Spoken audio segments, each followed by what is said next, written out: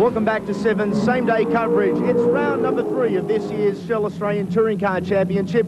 It's not only the big bangers here, Bradley Jones, the NASCAR's first time at the mountain. It is the first time for the NASCARs, and they're really good to drive around here. It's very surprising. They're going about 10 seconds faster than I expected, and we're putting on close racing, and it seems very entertaining. Quite a thrill, no doubt. Well, a lot of people thought they'd be terrible across the top and they wouldn't stop, but they seem very nice to drive across the top, and they have a little trouble stopping, but same for everyone. Between all commitments today, you're a very, very busy boy. Well, fortunately, NASCAR's over early, so then I can get to work. Okay, Brad, we wish you all the best. Now, let's have a look at the full grid. Thank you, Andy Raymond. Let's look at how they line up here. Jim Richards on pole position with John Faulkner in the Cummins Tech Oil Chev alongside him. Row 2, Brad Jones in the Kmart tyre car and Kim Jane in the Southern Motors Pontiac. Row 3, Dean Wanless in the Newcastle Metals Thunderbird. Kevin Schwantz in the Team Pepsi Lumina. Row 4, Adam Pay in the Pontiac GP and Les Kennywell in the Pontiac GP as well. Row 5, last on the grid, 14, Neville Lance in the Slumber King Ford Thunderbird. A full lap journey for the NASCARs, and joining us again knows plenty about the sport, Charlie O'Brien. The NASCARs around Mount Panorama. Well, they're pretty scary to think about that, Andy. They're going very fast down the straightaway. I was talking to Jim Richards earlier this morning, and in practice yesterday, they were talking about 302 kilometres an hour. So that's pretty quick. Well, it's a rolling start here. They're underway. Looks like a good start there from Bradley Jones, I think, who got the whole shot off the grid. Yes, there he is. A big pack of them coming up the hill for the first time. John Faulkner on the outside, these two going side by side up the hill, and boy, they've been in the wars the last couple of weeks. It's an interesting battle within itself. Faulkner, who is your new race leader, V. Jones, Jimmy Richards in the bright yellow Valvoline car, Kevin Schwantz also in there, Kim Jane in the 75 car. Take race cam with Bradley Jones, the Kmart Chevy Lumina, up behind John Faulkner. And they really have to guide them down the mountain here. These things weigh around 1,600 kilograms, about 200 kilograms heavier than our domestic 5-litre touring cars. And they haven't got the brakes down the inside. Bradley Jones, a very tidy move down the inside of Faulkner, under brakes through Forest Elbow. So Brad gets position 1 back and leads him down Conrod Straight for the first time. Faulkner in second position. He'll try and get a draft from the back of his car. And there's Jimmy Richards, our pole man. Didn't make a good start, but he's right on the bumper of Faulkner as they come down toward Caltex Chase. Great move there from Jones down towards the chase, and this would be nice and hairy. As Charlie O'Brien has alluded to, the brakes aren't necessarily your best friend in a NASCAR around Mount Panorama. Well, to give you an idea, Andy, the brakes on these cars are 11 inches in size compared to the Group A cars being 14 inches, and these cars weigh about 300 kilos heavier, so that works out to spell disaster. So if the races were longer, it would be a problem. You don't have to be Einstein to figure out your mathematics there. And they come across the start-finish line for the first of 4 laps. Brad Jones in the Kmart Chevy Lumina. Jim Richards has a look up the inside. There's Kim Jane tucked in beside him. Jim not able to do anything in the Bob Jane T-Marts car in third position, so it's still Jones, Faulkner. Richards has a big run up the inside. He's coming under fire from Jane in the Pontiac as they come up over the rise for the next time. Brad Jones, look at Richards there, up behind John Faulkner. Jane takes the other position right up behind our race leader. They're side by side, and Faulkner sweeps across in front of Jones. Jimmy Richards coming under increasing fire from Jane on the inside as we take race cam aboard Brad Jones Chevy Lumina once again in second position as they come up toward BP Cutting. There's one in trouble.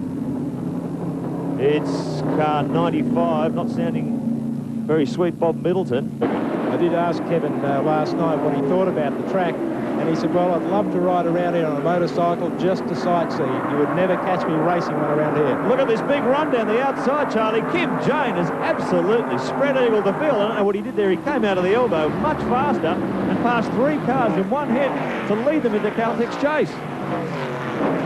This wasn't a plan of Jim Richards. I was speaking to him earlier before the race started, and Jim thought that he could lead this race fairly comfortable, so I'm sure he's going to have to work pretty hard to get back.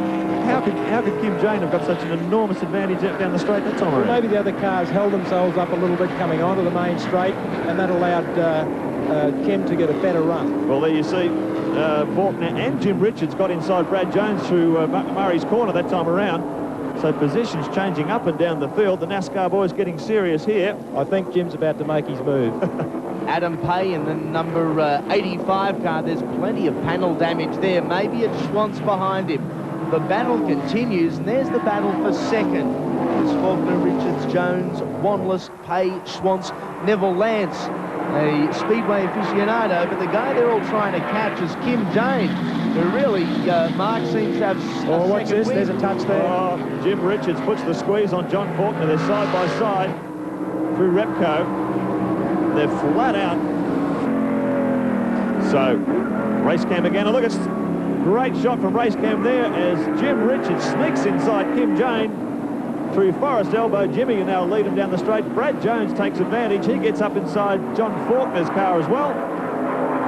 So positions have changed completely this time around. Jim Richards leads him down the straight. Kim Jane in third. Brad Jones trying to come back at him on the inside. They're side by side as they come into Caltex chase. Jones sneaks down the inside of Jane. So now it's Richards and Jones at the front of the pack. There's 1 and 2. Jimmy Richards, Bradley Jones into the first left-hander. And this is the last time around. What can Bradley Jones pull out? We'll wait and see. He's had a race of mixed fortunes. He was right up there to start the race on the first lap leading, and all of a sudden he went back to 5th place. These positions have been changing by the corner. The NASCAR's providing plenty of entertainment. Once again, Jones probing on the inside. It's not to be. Jimmy shut the door. This is pretty serious here. Brad's got the newer car of the two. Jim's is a couple of years old, and I think Brad's going to give him a big hurry up. So up into VB cutting, we take race cam again for the Kmart Chevy. Brad Jones there, Jimmy Richards. What a great view from the Jones vehicle as they head up over the top. As Charlie said, this is a very quick part of the circuit. And really, guys, it doesn't matter what car you're in. If you've got your foot to the floor, it's fast on top of the mountain. It looks like Jimmy's using plenty of road there, Charlie. It sure is. The car's working extremely well. It's keeping in there pretty good. These cars, as I say, are very, very heavy, and they're hard to handle on a track like this. So Brad Jones nice and wide over the top there, Mark. yeah, it looked like a very unusual line through McPhillamy Park. He may have got a little bit out of shape, but that certainly allowed Jim Richards to open up 4 or 5 car lengths on the Kmart Chevy. Last time down toward Forest Elbow. Faulkner has a look, gives Brad Jones a big look of his car in the rearview mirror. Brad almost bouncing off the concrete wall last time out of the elbow, and down Conrod straight for the final time. Kim Jane's not out of this yet. He gets up behind the Cummins car for the final run down Conrod.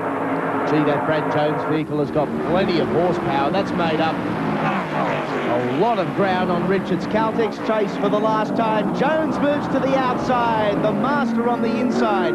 There you see the big Valvoline side. Jimmy Richards again with the back out. Heading down, we've got 1 corner to go. What can Bradley do here? He's on the outside. Jim's got a better line on the inside. Moves over to take up his turn-in point. No contact of metal there. Bradley Jones has to take second. And he's coming under fire from Faulkner across the line. He may just have got there with Kim Jane in 4th position. Exciting stuff from the NASCARs in their first visit to Mount Panorama. Let's have a look at our Shell race score. The NASCARs, it was Jimmy Richards, car number 1, position number 1. Second place by the barest of margins, Bradley Jones. John Faulkner was 3rd, Kim Jane 4th, rounding out the 5. Familiar name, Kevin Schwantz.